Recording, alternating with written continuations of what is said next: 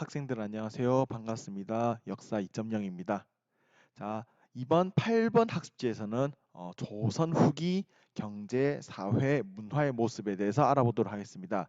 그동안 1번, 2번, 3번 학습지에서 조선 전기의 모습들을 우리가 살펴보았죠. 특히 정치적인 모습들을 말이죠.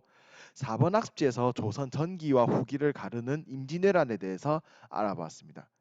그리고 5번, 6번, 7번 학습지에서 조선 후기 여러 가지 정치적 변화 모습들을 살펴보았죠.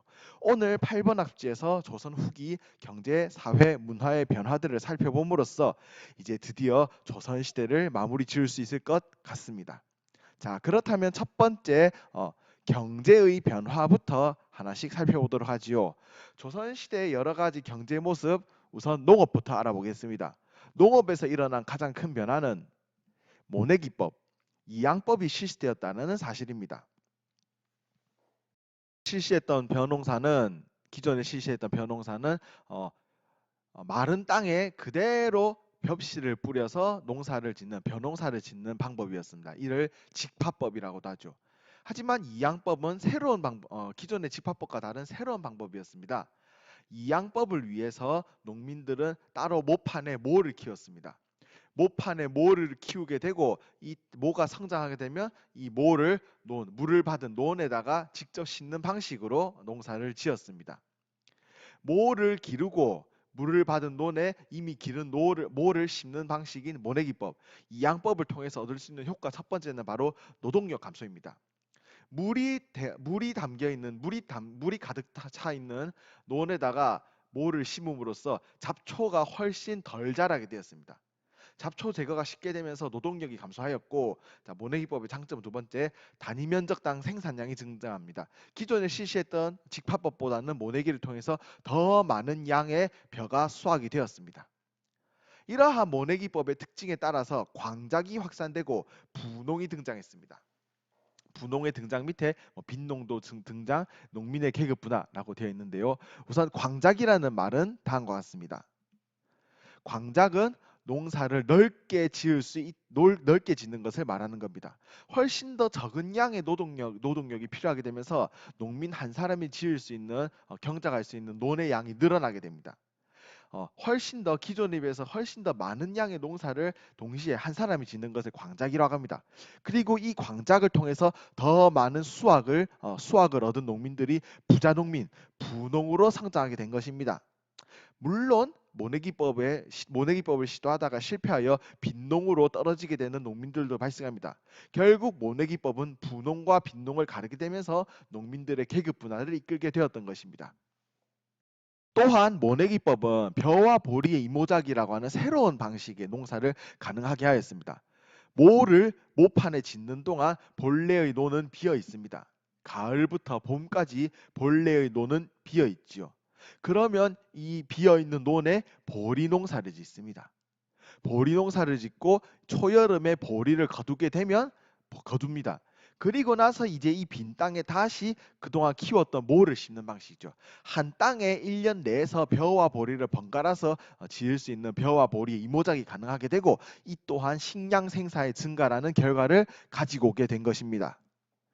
자, 모내기를 하고 있는 그림을 지금 살펴보고 있습니다. 자, 모내기법의 도입으로 노동력이 줄어들고 생산력이 높아졌다. 김매기가 바로 잡초 제거를 말하는 것입니다.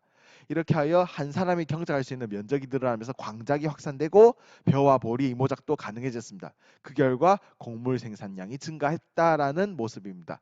조선 후기 농업 변화 첫 번째 모내기 이양법입니다. 조선 후기 농업 변화 두 번째 상품 작물 재배입니다. 이제 더 이상 조선 농민들은 쌀을 먹기 위한 용도로만 짓지 않습니다. 먹고도 쌀이 남습니다. 남는 쌀은 이제 팔기 위한 목적으로 사용되는 것이죠. 이것을 쌀 상품화라고 합니다. 쌀뿐만 아니라 다양한 농작물을 농사 지으면서 판매하기 시작합니다. 인삼, 면화, 담배, 고추, 채소 등의 다양한 농작물을 짓고 판매하는 상품 작물 재배가 이루어질 수 있었던 것입니다. 지금까지 조선 후기 경제 변화의 모습, 농업의 모습을 모내기법과 상품 상품 작물 재배라고 살펴보았습니다. 다음 조선 후기 경제 변화 그 중에서도 상업의 모습을 살펴보겠습니다. 상업의 변화 모습을 국내, 국제 모습으로 살펴볼 텐데요. 우선 첫 번째 국내입니다. 장시 조선시대 각 지역에서 정기적으로 개설된 시장이라는 뜻입니다. 우리가 흔히 오늘날 말하는 5일장, 3일장 등을 말하는 것입니다. 전국 각지에서 장시가 발달하게 됩니다. 그리고 각 장시별로 시장을 여는 시간이 다르죠. 시장을 여는 시간이 다르다는 점을 이용하여 이 장시에서 저 장시로 시간에 맞춰서 이동하면서 장사를 하는 상인들이 등장합니다.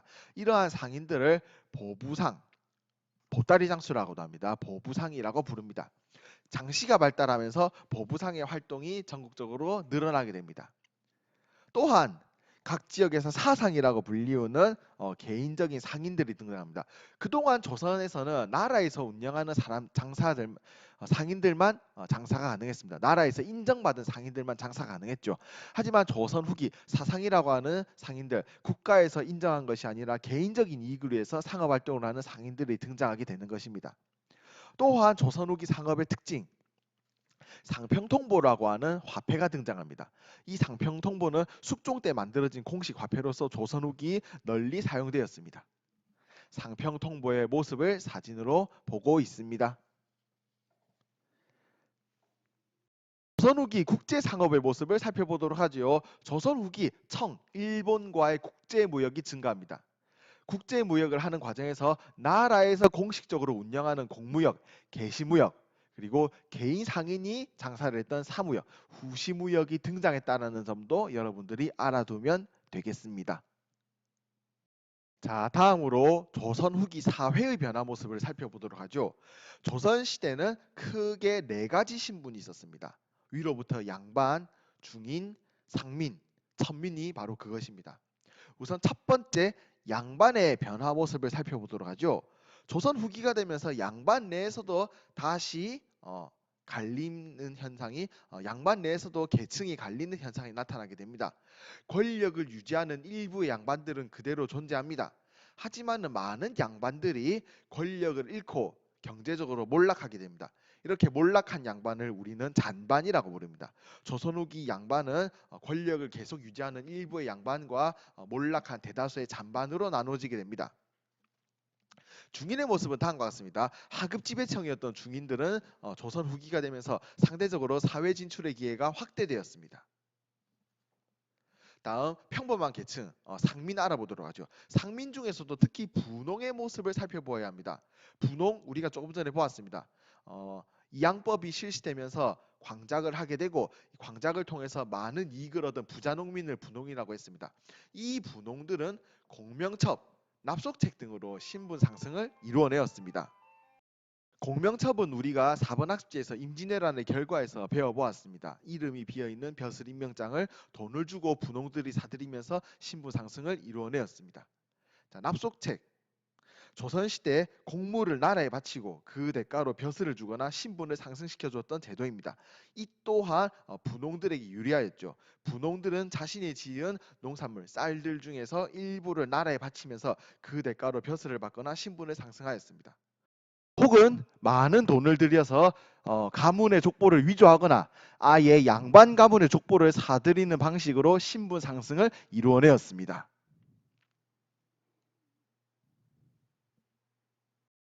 자, 그렇다면 천민계층들은 어떻게 신분 상승을 이루어냈을까요? 우선 전쟁에 참가하여 큰 공을 세우는 과정에서 신분 상승을 이루어내는 경우들이 많았습니다. 혹은 주인집에서 도망가여 신분 상승을 이뤄내거나 납속책 등으로 신분 상승을 이루는 경우도 있었습니다. 그리고 조선 정조 때부터 조금씩 노비들의 처지가 나아지기 시작합니다. 그러다가 1801년 순조 임금 때에 나라에 속해 있는 노비, 개인이 가지고 있는 노비를 사노비라고 하고 나라에 속해 있는 노비를 공노비라고 합니다. 국가에서 공노비를 아예 해방시켜주는 정책도 펼치게 됩니다. 이런 여러 가지 과정들을 통해서 천민들의 지위 또한 상승하는 모습을 보이고 있습니다. 읽기 자료에 보면 신분 상승에 관련된 내용, 특히 공명첩과 관련된 내용이 있습니다. 학생들이 개개인적으로 한번 읽어보고 내용을 살펴보면 되겠습니다. 자, 다음으로 조선 후기 문화의 변화. 그 중에서도 특히 서민 문화의 발달에 대해서 알아보도록 하겠습니다. 서민 문화. 기존의 양반들과는 달리 서민들이 드디어 문화의 주체로 나서게 되는 것입니다. 이렇게 될 수 있었던 배경은 다음과 같은 것들이 있습니다. 첫 번째, 상공업이 발달합니다. 두 번째, 서민들의 경제력이 향상됩니다. 세 번째, 서당 교육이 확산됩니다. 네 번째, 서민 의식이 향상됩니다. 이러한 조선 후기의 여러 가지 사회 경제적인 모습들로 인하여 농민들, 일반 백성들, 서민들이 문화의 주체로 나타나면서 서민 문화가 발달한다라고 할 수가 있겠습니다. 특히 서당 교육을 통해서 백성들에게도 지식이 보급되면서 백성들이 우리 또한 양반들처럼 문화의 주체가 될 수 있다라는 인식을 가지게 되었던 것입니다. 자, 그 모습들을 하나씩 살펴보도록 하지요. 우선 문학입니다. 한글 소설이 등장합니다. 최초의 한글 소설 홍길동전, 그리고 춘향전, 심청전 등이 이때 등장합니다. 조선 후기 때 말이죠. 이들 한글 소설은 서민의 감정을 대변하고 양반들의 위선을 비판하는 내용을 주로 담고 있습니다. 허균이 쓴 홍길동전의 내용입니다. 아비를 아비라 부르지 못하고 형을 형이라 부르지 못하니 라는 부분에서 서자의 서러움을 나타내고 있습니다. 자, 문학 계속해서 보겠습니다. 한글 소설과는 별개로 한글 소설과는 별개로 한자로 된 한문학 또한 이 시대에 유행합니다. 박지원이 쓴 양반전, 허생전 등은 당시 현실, 조선의 현실 세계를 비판하는 모습을 보였습니다. 또한 서민들이 즐길 수 있는 다양한 길거리 공연들이 등장합니다. 대표적인 것이 판소리, 탈놀이 등이 있습니다. 하의 별신구 탈놀이의 대사 일부입니다. 학생들이 개별적으로 살펴보기 바랍니다. 자, 조선 후기 그림의 모습도 살펴보도록 하죠. 정선이라는 인물로 대변되는 진경산수화가 조선시대 후기에 등장합니다. 진경산수화, 진짜 경치를 그린 산수화라는 뜻으로서 조선의 경치를 사실적으로 표현하였습니다. 정선의 대표적인 진경산수화 작품으로는 인왕제색도, 그리고 금강전도 등이 있습니다. 조선 후기 서민문화 그림 모습 계속 살펴보겠습니다. 서민들의 모습, 조선 후기 사람들의 모습을 나타낸 풍속화가 등장합니다. 김홍도, 신윤복이 가장 대표적인 인물입니다. 는 특히 서민들이 살아가는 일상적인 삶의 모습을 주로 그렸습니다. 신윤복은 남녀 간의 사랑을 그림으로 담았습니다. 주요 작품들 보가죠. 우선 김홍도의 작품입니다. 벼타작, 빨래터, 씨름도 등의 작품이 있습니다. 다음으로 신윤복의 작품입니다. 월화정인, 월화밀회 등의 작품이 있습니다. 다음으로 이름을 알 수 없는 일반 민중들이 그린 민화가 등장합니다. 민중의 의식이 담긴 소박한 그림이라고 할 수 있겠는데요. 대표적인 작품으로는 까치와 호랑이 등이 있습니다. 이 외에도 민중들이 이름을 알 수 없는 민중들이 그린 수많은 조선 후기의 그림들을 우리는 민화라고 부릅니다.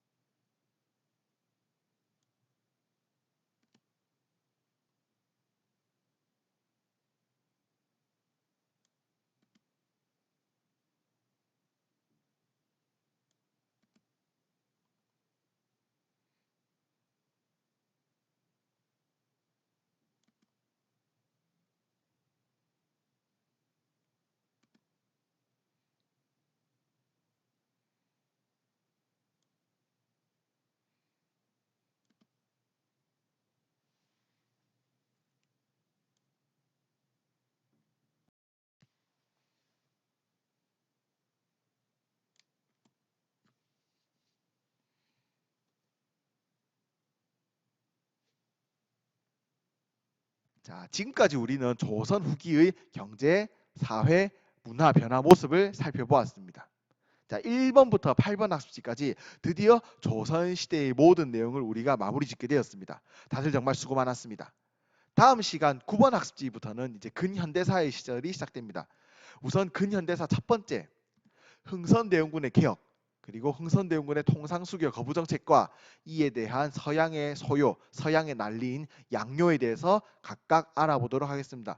다들 정말 수고 많았고 다음 시간에 보도록 하겠습니다.